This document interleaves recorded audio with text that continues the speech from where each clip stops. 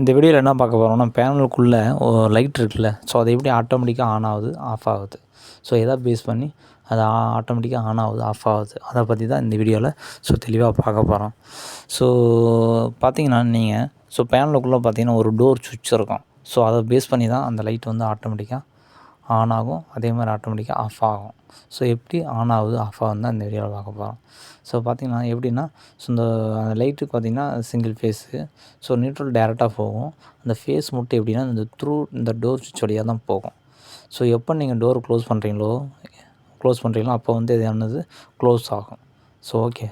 So door open இருக்கும்போது ஓப்பனில் இருக்கும். ஸோ டோர் க்ளோஸ் பண்ணுறப்ப அது க்ளோஸ் ஆயிரும். என்ஓவாக இருக்கிறது என்சி ஆயிரும். Normally open, normally closed. So close ஆகும்போது என்ன ஆகும், அந்த ஃபேஸ் வந்து டேரெக்டாக லைட்டுக்கு போகும், அப்போ வந்து எரியும்.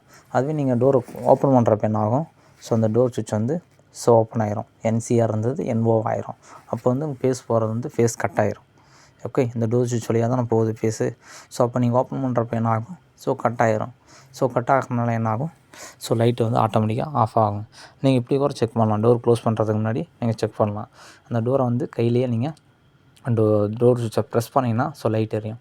ஸோ என்ஓ வந்து என்சி ஆயிரும். அதுவே நீங்கள் ரிலீஸ் பண்ணிட்டு கை எடுத்துட்டிங்கன்னா ஆட்டோமேட்டிக்காக ஆஃப் ஆகும். ஸோ இப்படியும் நீங்கள் செக் பண்ணலாம். ஓகே.